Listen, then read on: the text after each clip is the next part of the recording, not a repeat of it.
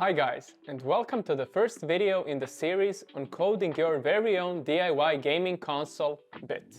In this video, we'll guide you through some basic coding and demonstrate how to run the code. Let's get started. First, you must find a USB cable you got with your kit and prepare a PC or laptop. Connect Bit to the laptop and turn it on. Next, go to code.circuitmess.com. If this is your first visit to the site, you'll need to create an account before proceeding. You can either use your email and create a password or use your Google account. You can find more detailed instructions on how to use CircuitBlocks in the caption. Let's begin by exploring the main menu. Here you will find a button for creating a new sketch, and next to it you'll have access to your saved sketches in the future. Scrolling down, you'll see different examples we have prepared for you. At the top of the site, you will see options to restore firmware and to log out.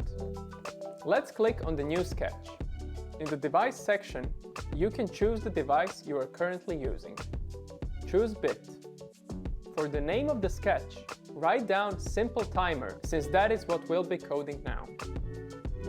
You will also see the selection labeled Editor Type, where you can choose between visual and code.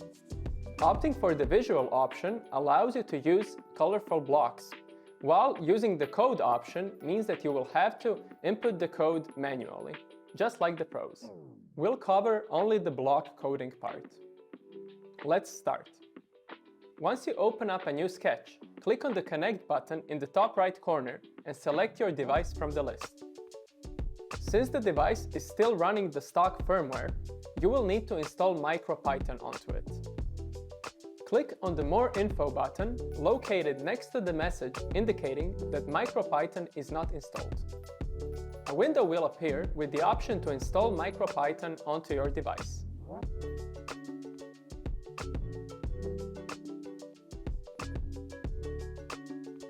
With this code, we'll learn how to continuously change the display's color with every second. To begin, we'll need the Loop Forever block from the Loops section. This ensures that the code is always running. Set the display color to black. You can find the Fill Frame with Black block in the Display section. If you click on black, a drop-down menu will appear with options to select any other color.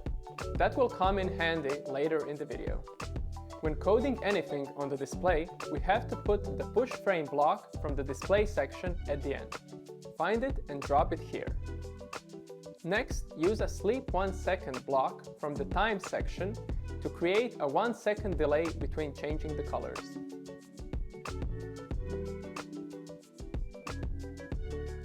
Next, let's switch the color to red. Duplicate the previous blocks and change the color to red. You can also duplicate the time block at the end. Repeat the process for green and blue.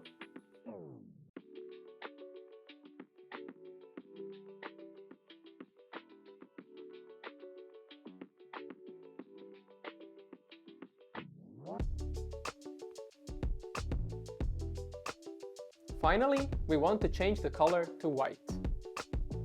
Don't forget to include the time block at the end for the delay.